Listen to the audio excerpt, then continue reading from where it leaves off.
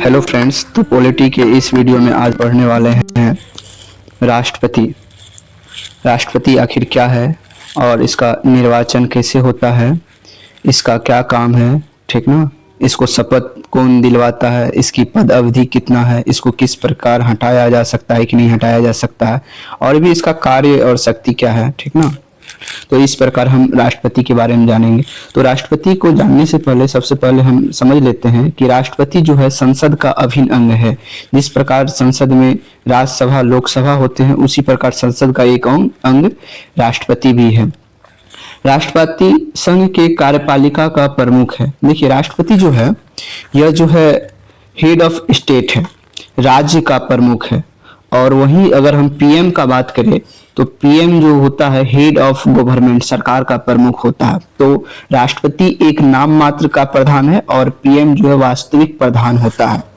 तो पंडित जवाहरलाल नेहरू जो है राष्ट्रपति के बारे में कहे थे कि हमने राष्ट्रपति को कोई वास्तविक शक्ति प्रदान नहीं की है। हमने राष्ट्रपति को कोई वास्तविक शक्ति नहीं दी, लेकिन उसके पद को प्रतिभापूर्ण और गरिमामय बनाया है। संविधान उसे न तो वास्तविक कार्यकारी बनाना चाहता है और न ही एकदम से नाम मात्र का प्रधान। संविधान उसे एक ऐसे प्रधान बनाना चाहता है जो न शासक होता है और न ही शासन करता है। यह उसे एक महान संवैधानिक प्रधान का दर्जा देना चाहता है। तो इस प्रकार पंडित जवाहरलाल नेहरू के अनुसार जो है ना, राष्ट्रपति जो है एक संवैधानिक प्रधान है। तो हम इस आने वाले वीडियो में हम राष्ट्रपति के ही बारे में बात करेंगे। उनका निर्वाचन कैसे होता है, उसका शपथ ग्रहण और राष्ट्रपति बनने के लिए क्या योग्यता चाहिए, ठीक ना। तो इस प्रकार इस लेक्चर में ये ढेर सारी बात हम राष्ट्रपति के बारे में पढ़ेंगे, जो कि बहुत ही इंपॉर्टेंट होता है। किसी भी आप एग्जाम को ले लीजिए, यहाँ से क्वेश्चन आने का बहुत ही ज्यादा चांस रहता है। तो अब हम स्टार्ट करते हैं। देखिए, अगर राष्ट्रपति को समझना है तो मुख्य रूप से ये समझते हैं कि राष्ट्रपति का क्या काम है। तो राष्ट्रपति का मुख्य काम समझने के लिए हम यह जानते हैं कि कोई जो बिल जो होता है, ठीक ना, वो राज्यसभा और लोकसभा में पास होने के बाद वह बिल जो है राष्ट्रपति जब साइन करता है, राष्ट्रपति जब हस्ताक्षर करता है, तो वह अधिनियम यानी कि एक्ट में बदल जाता है। तो जैसे राज्यसभा लोकसभा में किसी मुद्दे पे बहस हो रहा है, अगर वह दोनों पास कर दिया पूर्ण बहुमत से, तब वह कहाँ जाएगा, राष्ट्रपति के पास जाएगा और राष्ट्रपति के सिग्नेचर के तहत वह बिल अब किसमें चेंज हो जाएगा, एक्ट में, अधिनियम में, नियम में बदल जाएगा। अगर हम बात करें तो भारत में संसदीय व्यवस्था है, ठीक, और संसदीय व्यवस्था यह ब्रिटेन से लिया गया है। संसदीय व्यवस्था कहाँ से लिए हैं, ब्रिटेन से लिए हैं। संसदीय व्यवस्था में एक होता है नाम मात्र का प्रधान जो कि राष्ट्रपति है, एक होता है वास्तविक प्रधान, हेड ऑफ गवर्नमेंट, जो कि कौन है, प्रधानमंत्री होते हैं। और हेड ऑफ स्टेट कौन होते हैं, राष्ट्रपति। लेकिन हमारे देश का जो हेड ऑफ स्टेट है यह निर्वाचित होते हैं, यानी कि हमारा देश क्या है, गणराज्य देश है, इसका मतलब हेड ऑफ स्टेट चुना जाता है। लेकिन वही ब्रिटेन का बात करें, वह हेड ऑफ स्टेट जो वंशानुगत होता है, जो भी राजा का फैमिली है उसी से जो है ना मतलब अपने आप उसके फैमिली के लोग आते हैं। तो ब्रिटेन में हेड ऑफ स्टेट जो है कैसा है, वंशानुगत है। अगर हम राष्ट्रपति के बारे में थोड़ा चर्चा करें तो राष्ट्रपति जो है सरकार के अभिभावक के रूप में अपनी भूमिका निभाता है, सरकार का मार्गदर्शक के रूप में काम करता है, ठीक ना। राष्ट्रपति हेड ऑफ स्टेट या राज्याध्यक्ष या प्रथम नागरिक और संवैधानिक प्रधान, ये सब राष्ट्रपति को ही कहते हैं, चाहे वो संवैधानिक प्रधान हो चाहे प्रथम नागरिक देश का राज्याध्यक्ष और हेड ऑफ स्टेट। याद रखिएगा, हेड ऑफ गवर्नमेंट नहीं, वो पीएम होता है, हेड ऑफ स्टेट वो राष्ट्रपति है। हमारे संविधान में इसका जो वर्णन है भाग 5 और आर्टिकल 52 से लेकर के 78 तक के बीच में राष्ट्रपति के प्रावधानों के बारे में उल्लेख किया गया है। अगर हम कुछ इंपॉर्टेंट आर्टिकल देखिए जो कि राष्ट्रपति से है, तो वह आर्टिकल 52 है, वह उसके पद के संबंधी, यानी कि राष्ट्रपति का एक पद होगा भारत में, ठीक ना। इस प्रकार संविधान में 52 में उसका वर्णन किया है। फिर 53 में राष्ट्रपति का कार्य और शक्ति के बारे में वर्णन है। 54 में उसका निर्वाचन यानी किस प्रकार वह चुने जाएंगे, ठीक ना, 54 में इसका वर्णन है। 56 में उसका कार्यकाल कब तक होगा, जनरली राष्ट्रपति का कार्यकाल 5 वर्ष। तो हम एक एक करके अभी देखेंगे।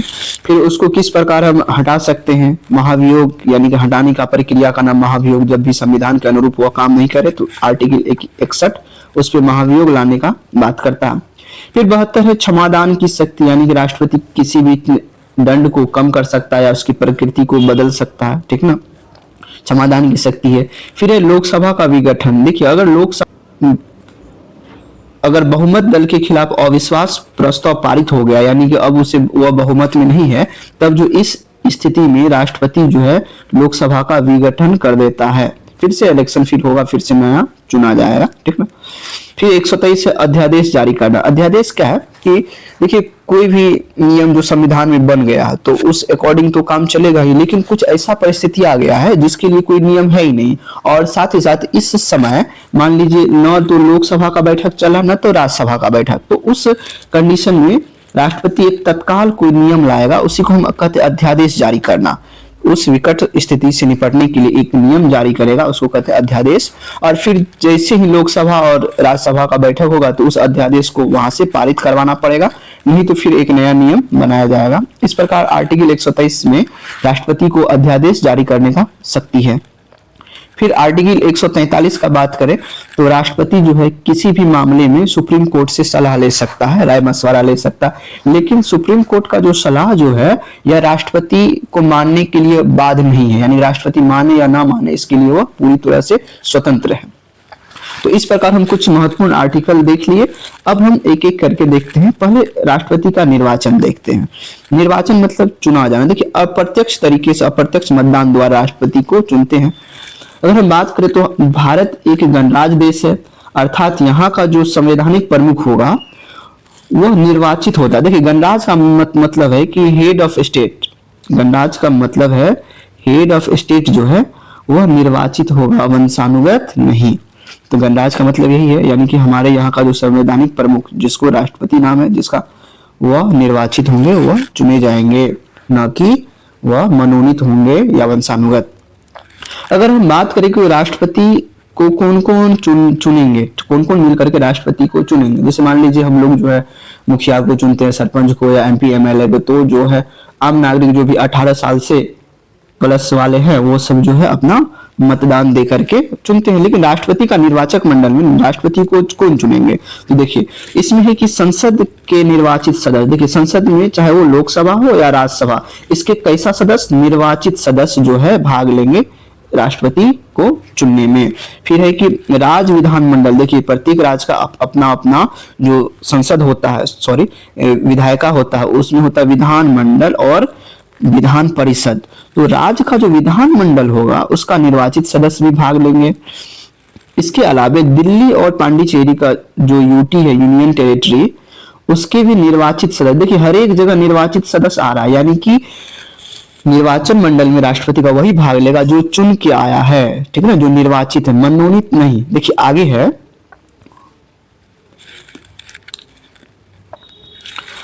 अगर कोई सभा विघटित हो गई, मान लीजिए या तो राज्यसभा विघटित में है या नहीं तो किसी भी राज्य का विधानसभा का विघटन हो गया है, तो उसका सदस्य भाग नहीं लेगा। और साथ ही साथ जो मनोनीत सदस्य है और जो विधान परिषद का जो सदस्य है वो भी भाग नहीं लेंगे। तो राष्ट्रपति के निर्वाचक मंडल में ये दोनों भाग नहीं लेंगे। अब हम आते हैं कि निर्वाचन की प्रक्रिया। तो निर्वाचन की प्रक्रिया जो है अनुपातिक प्रतिनिधित्व एकल संक्रमणीय मत पद्धति के द्वारा होता है, proportional representation single transferable vote system, इसके द्वारा निर्वाचन किया जाता है। चलिए इसको भी समझते हैं थोड़ा। जैसे मान लीजिए कि आपके पास 4 प्रकार का मिठाई है खाने के लिए, तो आपका जो चॉइस, आप किसी को भी मतलब प्रेफरेंस कर सकते हैं। मान लीजिए आपको सबसे ज्यादा ए पसंद है, फिर उसके बाद डी पसंद है, उसके बाद सी, फिर सबसे लास्ट में बी पसंद है। इस प्रकार जो है वहां जितने भी कैंडिडेट राष्ट्रपति के निर्वाचन में मनोनीत यानी कि नामांकन करवाते हैं, अगर मान लीजिए 4 कैंडिडेट है तो चारों को प्रेफरेंस के आधार पे आपको चुनना पड़ेगा कि हाँ मेरा पहला पसंद बी है, फिर उसके बाद ए है या सी है या कम पसंद जो भी है। इस प्रकार जो है वरीयता के आधार पर वोट दिया जाता है। अगर मान लीजिए हाँ, और उसका जो गणना होता है कई चरणों में होता है, यानी तब तक वोटिंग का गणना चलते रहेगा जब तक कोई जीत ना जाए। और जीतने के लिए एक निश्चित कोटा चाहिए, यानी एक निश्चित कुल जो है वोट का, कुल वैध वोट का 50% + 1, यानी आधे से अधिक वोट चाहिए। अगर हम एमपी एमएलए का बात करें, इसमें आधे से अधिक वाला क्राइटेरिया नहीं है, जो सबसे ज्यादा लाया। मान लीजिए कि 100 लोग वोट दिए हैं और 4 मेंबर है, जिसका सबसे ज्यादा आ गया, मान लीजिए एक का 35 आया है, उसके बाद 25 है और सबका भी मान लीजिए एक का 30 है और सबका भी इससे कम है। तो इस प्रकार जो है जो सबसे ज्यादा लाया, जो 30 लाया, वो क्या होगा, वो विजय हो जाएगा, वो जीत जाएगा। लेकिन राष्ट्रपति के निर्वाचन मंडल में इस प्रकार का व्यवस्था है कि आपको जो कुल वेद मत का 50% +1 लाना है। चलिए देखते हैं, अगर मान लीजिए प्रेफरेंस के आधार पर सबको वोट दिया गया, सबसे ज्यादा वोट मिला है बी को, यानी सबसे ज्यादा जो लोग चाहे हैं किसको बनाना, बी को, और सी को सबसे कम। अगर मान लीजिए एक बार काउंटिंग हुआ, ठीक ना, एक बार काउंटिंग हुआ और जो है बी को 50% +1 वोट नहीं मिला, तो अब क्या होगा, जिसका सबसे कम है, कम वाला का सभी वोट जो है बढ़ जाएगा, यानी सभी में कम वाला का वोट जो है इसमें बढ़ जाएगा, फिर से काउंटिंग होगा। इस प्रकार काउंटिंग कर करके फिर जो है कुल वेद मत का 50% +1 अगर हो जाएगा, तब तक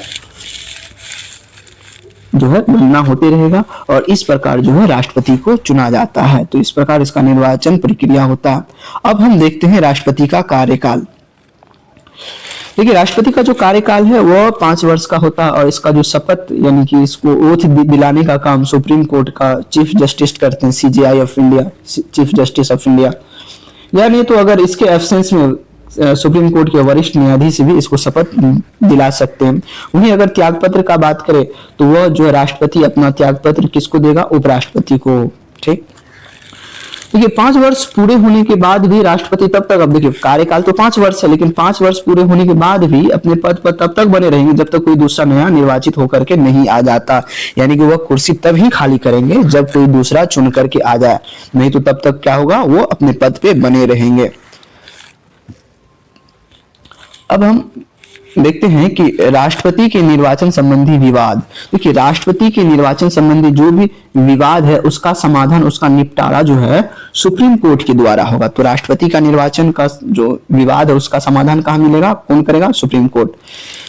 देखिए, निर्वाचन शून्य या अवैध घोषित होने पर भी राष्ट्रपति द्वारा किया गया कार्य मान्य होगा, वैध होगा। यानी कि अगर मान लीजिए कि किसी भी प्रकार का राष्ट्रपति के निर्वाचन संबंधी विवाद है तो सुप्रीम कोर्ट उसको अगर अमान्य घोषित कर दिया, उस निर्वाचन को अवैध घोषित कर दिया, फिर भी राष्ट्रपति के द्वारा जो भी काम तब तक किया गया है उस डेट तक, तो उस डेट तक क्या होगा, उसका कार्य मान्य होगा, वैलिड होगा। अगर वहीं हम राष्ट्रपति की योग्यता के बारे में बात करें, योग्यता जो है आर्टिकल 58 में इसका वर्णन है।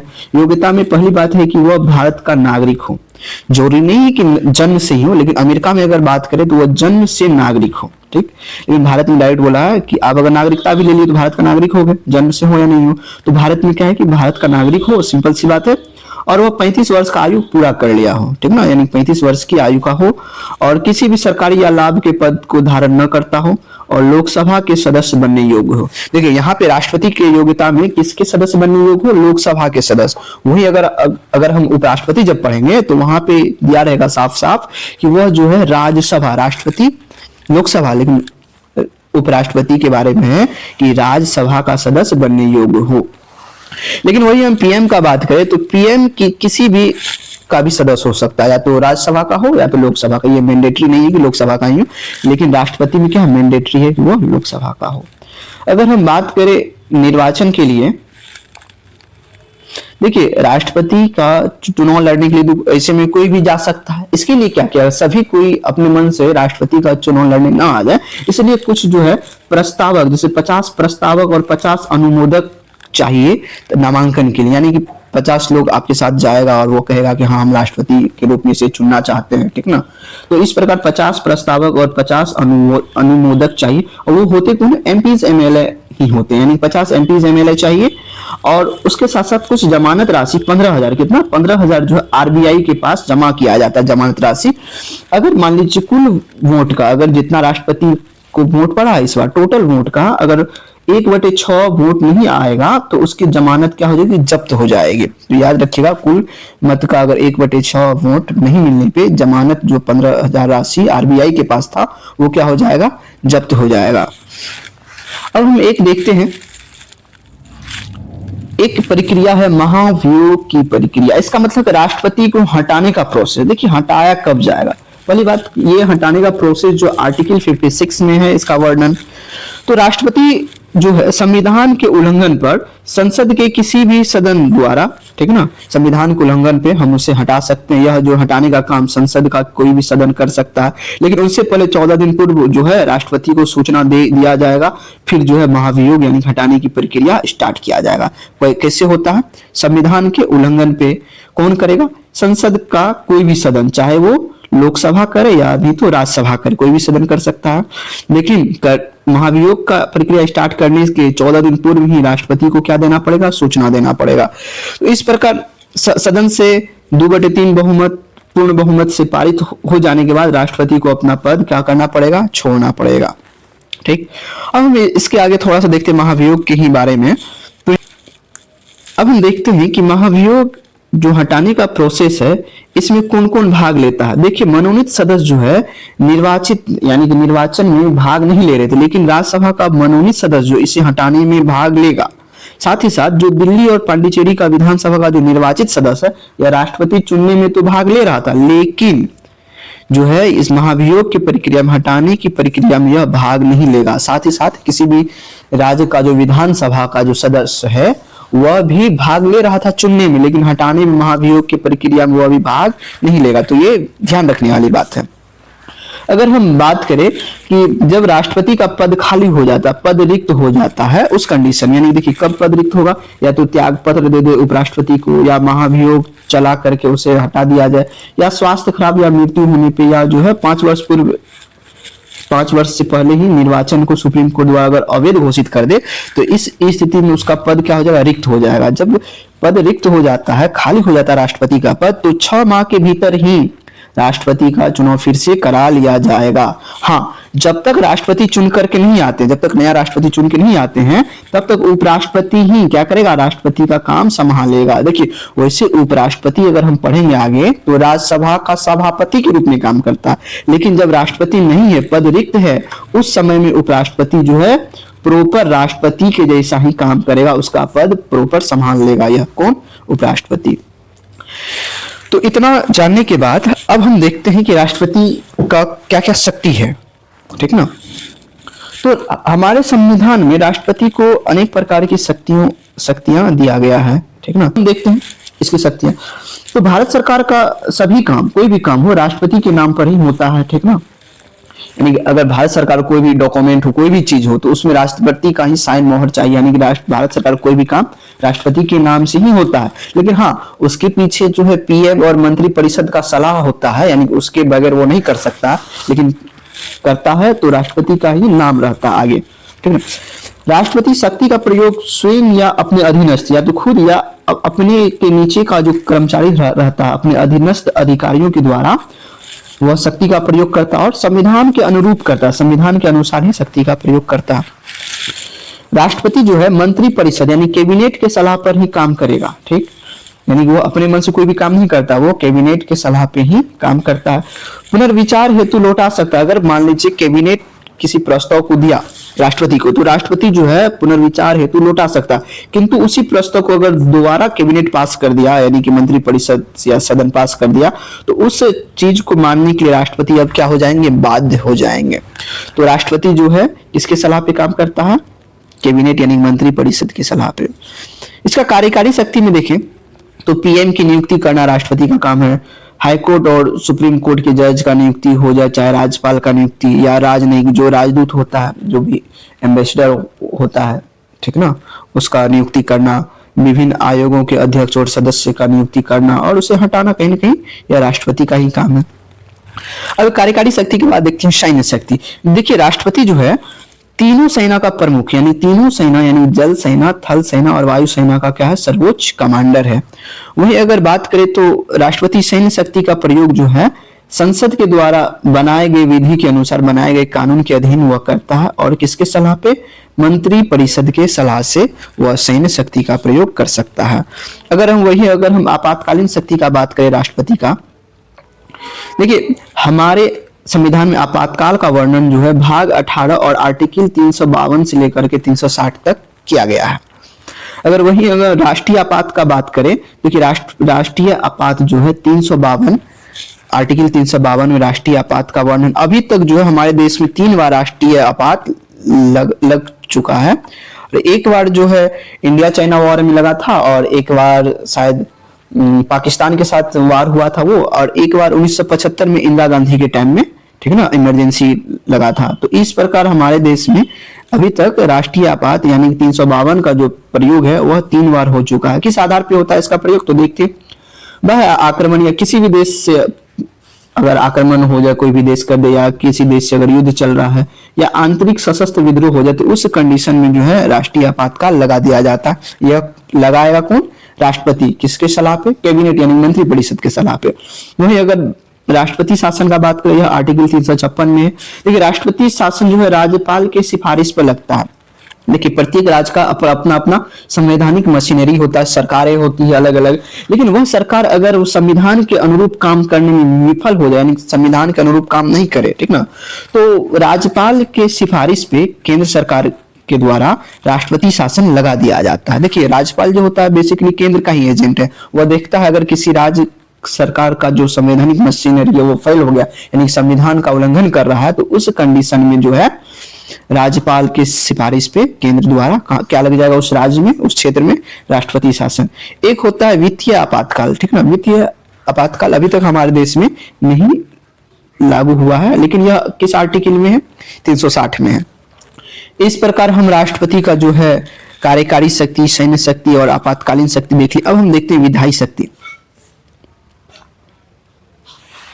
विधायी शक्ति का बात करें तो पहली बात तो राष्ट्रपति संसद का अभिन्न, ये हम जानते ही हैं।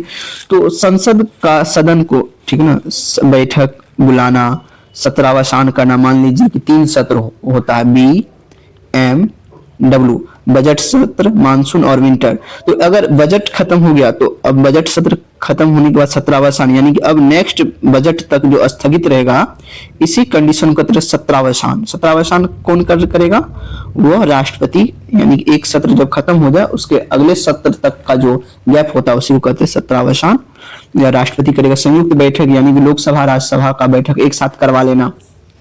जनरली तो अलग अलग होता है, अगर किसी मामले में लोकसभा और राज्यसभा जो है किसी बिल पे अगर अटक गया है और यहाँ से पास नहीं हो रहा है, तो संयुक्त बैठक बुला करके यहाँ से पास करवा लिया जाता है। तो संयुक्त बैठक जो बुलाएगा यह भी राष्ट्रपति के द्वारा बुलाया जाता है, ठीक ना। या सदन को विघटित करना, ठीक ना। लोकसभा का मान लीजिए लोकसभा में अविश्वास प्रस्ताव पारित हो गया, ठीक ना, बहुमत नहीं रहा, तो बहुमत खोने के आधार पे लोकसभा को विघटित कर सकता है। इस प्रकार जो है राष्ट्रपति जो है चुनाव के बाद पहला सत्र में भाषण देते हैं, या प्रत्येक साल का पहला सत्र को संबोधित करते हैं या भाषण देते हैं। तो इस प्रकार राष्ट्रपति का क्या होगा, विधायी शक्ति। अब हम थोड़ा देखते हैं नीचे क्या है। हाँ, संचित निधि हो, या राज्यों के निर्माण, या राज्यों के सीमा में परिवर्तन, या धन विधेयक, ये सब मामले में राष्ट्रपति से पूर्व ही हस्ताक्षर करवा लिया जाता। संसद के द्वारा राष्ट्रपति से पूर्व ही हस्ताक्षर करवा लिया जाता संचित निधि के मामले, या राज्य के निर्माण, या राज्य का सीमा में परिवर्तन, या धन विधेयक पर। इसके बाद हम देखिए तो राष्ट्रपति के पास कुछ न्यायिक शक्ति है। तो हम राष्ट्रपति का सारा कुछ पढ़ लिए, निर्वाचन पढ़ लिए, उसका योग्यता पढ़ लिए, पदावधि पढ़ लिए, ठीक ना, महाभियोग का प्रक्रिया कैसे चलता है। अब इसका कार्य और शक्ति, पावर देख रहे हैं, ठीक ना। तो अगला शक्ति है न्यायिक शक्ति। न्यायिक शक्ति में है कि जजों की नियुक्ति करना, चाहे वो सुप्रीम कोर्ट हो चाहे हाई कोर्ट हो, इसके जज की नियुक्ति करना। तो राष्ट्रपति जो है कैबिनेट की सलाह पर जज का नियुक्ति करता है, और हटाने का जो प्रोसेस है कहीं ना कहीं संसद के द्वारा हटाया जाता है। यानी कि जज को जो हटाया जाएगा ये संसद के द्वारा, किस आधार पे, वह मतलब साबित कदाचार यानी संविधान के उल्लंघन के आधार पे, ठीक ना, काम नहीं करने पे इसको संसद के द्वारा हटाया जाएगा। यानी कि महाभियोग जैसे यही प्रक्रिया चलता है इसको भी हटाने के लिए, लेकिन इसके लिए वर्ड यूज नहीं किया गया महाभियोग, सिर्फ राष्ट्रपति के लिए यूज हुआ हमारे संविधान में महाभियोग शब्द। फिर है आर्टिकल 143। 143 के आधार पे जो है सुप्रीम कोर्ट से सलाह ले सकता है कौन, राष्ट्रपति। और सलाह जो है बाध्यकारी नहीं होगा राष्ट्रपति पर, यानी सलाह तो ले सकता है पर राष्ट्रपति सलाह को माने या ना माने, इसके लिए राष्ट्रपति पूरी तरह से क्या स्वतंत्र है। फिर क्षमादान की शक्ति इसी में देखते हैं। तो जो भी हाई कोर्ट या सुप्रीम कोर्ट या कोर्ट मार्शल के द्वारा जो भी सजा दिया जाता है, तो उस सजा को कम कौन कर सकता है, राष्ट्रपति कर सकता है। तो इसी को कहते हैं क्षमादान की शक्ति। तो आर्टिकल 72 में राष्ट्रपति का क्षमादान का शक्ति के बारे में है। और यह जो है सजा को कम कर सकता है, यानी तो उसकी प्रकृति को बदल, मान लीजिए किसी को मृत्यु दंड मिल गया तो या फांसी मिल गया तो उसको आजीवन कारावास यानी प्रकृति में बदल, या तो कभी कभी राष्ट्रपति माफ भी कर सकता है, ठीक ना, तो राष्ट्रपति पे निर्भर करता है। इस प्रकार अगर हम देखें वित्तीय शक्ति, वित्तीय शक्ति यानी कि बजट, देखिए बजट का मतलब होता है वार्षिक वित्तीय विवरण, यानी एक साल में कितना सरकार के खजाने से लेन देन हुआ है, इसको हम कहते हैं वार्षिक वित्तीय विवरण। शॉर्ट में इसी को बजट, बजट कहीं संविधान में उल्लेख नहीं है, ठीक ना। तो बजट संसद के समक्ष रखना, ठीक ना, बजट को संसद के समक्ष पेश करना या राष्ट्रपति करेगा। प्रत्येक 5 साल पर वित्त आयोग का गठन करना, यह भी राष्ट्रपति के वित्तीय शक्ति के अधीन है। फिर धन विधेयक पर राष्ट्रपति का क्या होता है, पूर्व ही अनुमति या पहले ही हस्ताक्षर करवा लिया जाता। एक और है, देखते हैं वीटो शक्ति, वीटो पावर। वीटो का मतलब होता है कि मना कर देना, यानी कि रोक देना किसी भी चीज को, ठीक ना। अगर सदन बिल पास करके राष्ट्रपति को दिया है तो राष्ट्रपति अगर हस्ताक्षर करेगा तो वह एक्ट में बदल जाएगा, वह बिल जो है किसमें बदल जाएगा, एक्ट में, कानून बन जाएगा, अधिनियम बन जाएगा। या नहीं तो राष्ट्रपति उसे पुनर्विचार हेतु लौटा भी सकता, मान लीजिए हस्ताक्षर नहीं किया तो पुनर्विचार हेतु लौटा दिया। पुनर्विचार हेतु अगर संसद को लौटा दिया सदन में, अगर पुनः वही बिल पास करके लौटा दे तो राष्ट्रपति इस पर बाध्य है कि वह सिग्नेचर करे। एक और रास्ता है राष्ट्रपति के पास कि वह सिग्नेचर ना करे ना ही लौटाए, यानी ना ही सिग्नेचर करे ना ही पुनर्विचार हेतु लौटाए, अपने पास वह बिल को रख ले और निश्चित समय तक रख ले, जब तक उसका मन है तब तक, यानी अपने कार्यकाल तक भी रख सकता है। कई बार ऐसा हुआ भी है। तो उस शक्ति को ही कहते वीटो पावर, यानी कि पैकेट में रख लेना, जेब में रख लेना, ठीक है ना, रोक लेना, मना कर देना, ठीक है ना। तो इस शक्ति को कहते वीटो पावर, या राष्ट्रपति का विवेकाधीन शक्ति है। इस प्रकार जो हम राष्ट्रपति का जो भी था पूरा का पूरा देख ले। और एक और है नीचे कि भारत सरकार द्वारा जो भी अंतर्राष्ट्रीय संधि और समझौते किए जाते हैं और राष्ट्रपति के नाम पे, यानी राष्ट्रपति के हस्ताक्षर वहां पे होता है। तो इस प्रकार जो हम इस चैप्टर में पूरा राष्ट्रपति के बारे में जाने, राष्ट्रपति जो है संसद का जो है अभिन्न अंग है, तो इसका निर्वाचन कैसे होता है, इसके शपथ, इसका शर्त, इसका पदावधि, इस पे कैसे महाभियोग प्रक्रिया चलाया जाता है, इसका क्या कार्य है और शक्ति क्या है, इस प्रकार जो है कोशिश की है सारा बेसिक बात राष्ट्रपति के बारे में जानने का। तो इस वीडियो में यहीं तक, थैंक यू। अगले लेक्चर में हम जो है नेक्स्ट टॉपिक लाएंगे। तो